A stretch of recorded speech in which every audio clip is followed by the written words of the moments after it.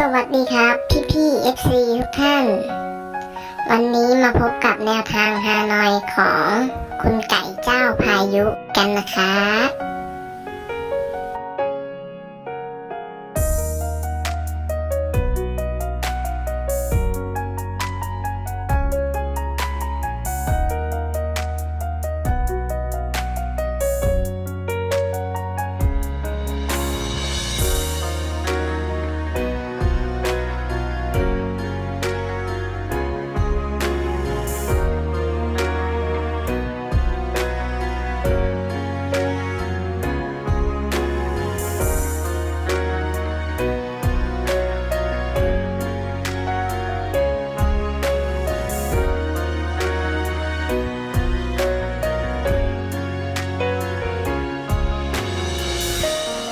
ขอให้พี่FC ทุกท่านโชคดีกับแนวทางฮานอยวันนี้นะครับ